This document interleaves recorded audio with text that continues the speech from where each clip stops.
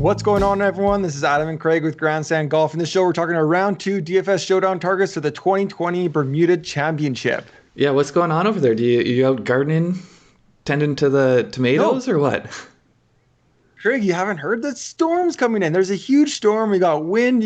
Everyone's going to strap everything down here. Friday, we're going to get tons of wind in Bermuda. I hope you're prepared, man. Let's take a look at that You forecast. do realize we're not in Bermuda, though. I feel like I can get a better sense for my lineups if I can be there with them. If I'm there spiritually with them, You're all about that feel. You are all about that feel. I'm all about that feel. So yeah, we're looking at it here. You can see we've got wind speed up top, and then the wind gusts at the bottom here. Yeah. And I think it's really those gusts that are going to change most dramatically through the day. The wind is going to increase. So you do want to be targeting people who are going to be playing in this earlier window, because as it gets late into the day there, we're going to get almost 40-mile-an-hour gusts. So it's going to be windy all day. I mean, you can't get away from it, but I think it does look like it's going to be a little bit calmer in the morning. And I think the big thing is those gusts. You're not going to get those huge gusts of winds where they just aren't expecting it as they're lining up their shot. Well, yeah, and I mean, there's still going to be significant gusts in the morning. It's just, if I have the choice between taking guys who are playing in the gusts that are, a third less than the other ones, then I'm going to take them. So yeah, all my guys I'm talking about here are going to be guys going off early, because I think that's what you should be targeting. Yeah, let's get into it. So there's a few things I'm targeting. I'm definitely targeting earlier tee times. I'm targeting ball strikers if possible, but if not, I definitely want them to be better at scrambling, so around the green or scrambling. And then the other thing, I talked about it a couple times on our shows leading up. I want them to have a low apex. So my first target for round 2 on Friday, I'm looking at Branden Grace, 7,200 on DraftKings.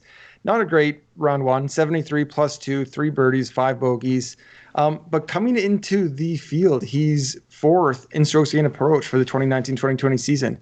I mean, we're talking about a guy, Branden Grace. He was once 10th in the official world golf rankings.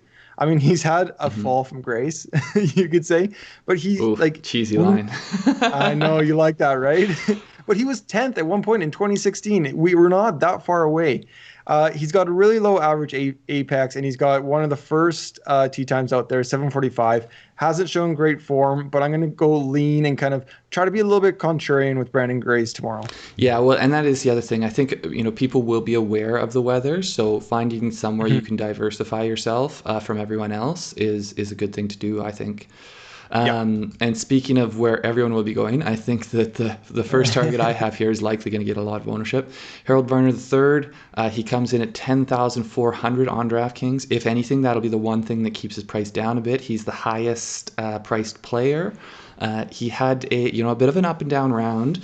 He had gotten to 3 under early, and then went all the way back to even par before making an eagle later on to bring himself to 2 under on the day. So if you eliminate those bogeys, he's got a really nice looking round there, which hopefully that can be a little bit more what we see tomorrow. He was someone I was high going in to this tournament. Number 1 player in the field for both 2020 strokes gained total and strokes gained tee to green, which, I love tee to green stats.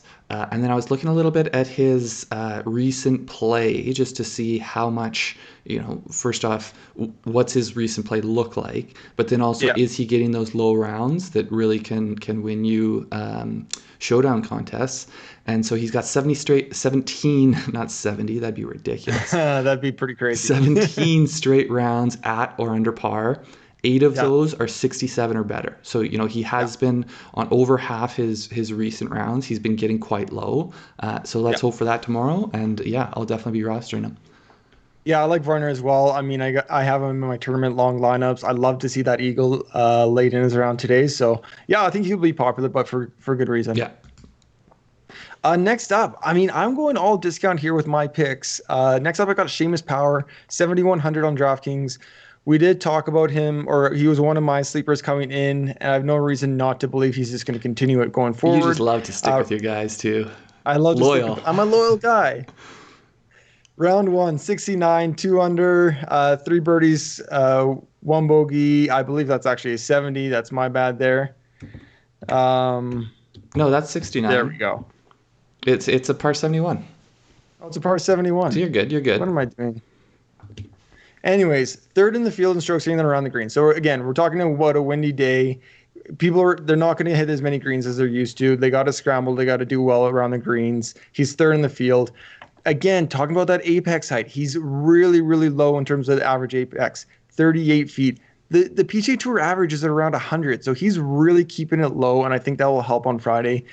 He's got the first tee time, 7:35 a.m. He should hopefully have better conditions than the rest of the field, but first tee time, I think that's just another edge to go with Seamus Power. Yeah, I think the one flaw in your apex height plan, like my wife, she's learning to golf, and all she wants to do is hit it really high in the air. So like if she was playing there, you'd probably be all over her like 2 foot apex height. But Come on, keep it low. Get that stinger. my next one here, I've got Emiliano Grillo. He's coming in at 9,400. He did, he was.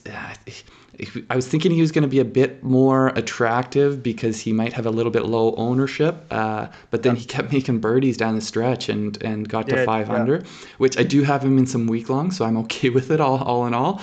But yeah, he was 66 in the first round, 7 birdies, 2 bogeys. I think he did get that birdie streak too. So I was looking at his scorecard. He's the type of guy, he made a lot of birdies on par fives, but he also is birdieing par fours and par threes. He can make birdies anywhere. Yeah. Third in this field in terms of 2020 strokes gained tee to green. I mean, everyone knows he's a great ball striker. Don't need to go into that anymore. He's playing really good in the last few months. He's got 8 straight cuts made, and in those, at least 5 rounds, 65 or lower. And I say at least 5 rounds because he was, I want to say he was tied for 9th at the Barracuda, but that was that other scoring. I forget if it's Stableford or what it is they use there. Right. Yes. So they don't actually have his scores from those, but I imagine he had 1 or 2 pretty low rounds there if he ended up tied for 9th. So yeah, he's one of these guys that when he does go low, he can go really low. So let's hope for that tomorrow. I like Grillo. I mean, I talked about him in our pick show. I'm going to stick with him throughout the weekend unless there's any reason not to. And yeah, I completely agree with you. Yeah. Next up, I got Kyoung-Hoon Lee, KH Lee, as I think everybody says, DraftKings 6,900. Again, not the best round one, but enough there that I'm not going to shy away from him. He had a 71 under, 4 birdies, 3 bogeys. I definitely like the 4 birdies. 3 bogeys is a little bit high. The one thing I really like for him going into Friday, he's a top 10 scrambler in the field. I think on the PGA Tour, he's around 35th for the 2019-2020 season. So take away the guys that aren't here, he's top 10 in the field. Mm-hmm. Again, he keeps that ball low, 93 average apex height. And again, he's teeing off early in the morning, 8:35 a.m. tee time Friday. I like him at a really cheap price. And again, I don't think there's going to be much ownership there. Yeah, so he is the type of guy, if you do go pretty chalky with other morning plays, he's the type of guy where you can probably get some diversification with just because you wouldn't think there'd be a lot of reasons for him to attract a ton of ownership. My next guy here, Ollie Schniederjans. He is coming in at 6,700. He is -5, 66 today, 7 birdies, 2 bogeys. So there's a few things about him. First off, I think he's a better player than he gets credit for.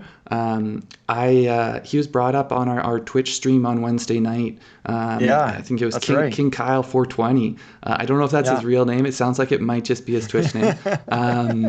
But yeah, he was mentioning him as a week-long play, and I didn't put him in anywhere, but I wish I had because he came out on fire, and I don't see it changing. He's tied for 2nd in birdies on the Corn Ferry Tour. So he's a guy that's ping-ponged. I want to say he's about 27 or 28 years old, but he's ping-ponged back and forth from the PGA Tour to the Corn Ferry this past season. But down there he was tied for 2nd in birdies, top 10 scoring average. Since his last 12 starts, these are all since the COVID restart, he's got 5 top 10s down there. So he's in good form. But then also, I was looking back a little further back when he had been on the PGA Tour, he had 8 top 10s from 2016 to 2018. So I think there is a lot of demonstrated history that he can play at with these kind of players and still get top 10s. So I have no reason to shy away from from playing him. I do think obviously he's -5, so it'll attract some ownership. But Doug Gim's actually coming at 6,800. So if people are only plugging one person around there, I think Gim's going to attract obviously a lot of ownership. So it might keep his down a bit compared to otherwise. Yeah, no, I like the play of Ollie. He's a volatile player. I mean, having ping ponged around on different tours, but he gets those high finishes when he's playing well, right? And his brother's there. It's the first time they're playing in a pro event together. Yeah, so Luke. You know that he's wanting to make sure little bro knows who. Actually, I don't know who's little bro. I want to say Luke is the younger one, but yeah, Luke's the younger one. But I would definitely roster Ollie over Luke. You always got to take that big brother play. Yeah. Okay, quickly recapping. I got Brandon Gray 7,200, Seamus Power 7,100, and KH Lee 6,900. All discounts for Friday round 2. And I've got HV3 at 10,400, Emiliano Grillo at 9,400, and Ollie Schniederjans at 6,700. And I think, like we said, all of these guys will be early windows. So look for other guys you want in that early window and match them up with some of these guys. Yeah, it's going to be windy out there. Make sure you protect yourself. You get the right gear, and hope you get 6 of 6 through the weekend and have a good showdown slate. Good luck, everybody. Yeah, good luck. See you next time.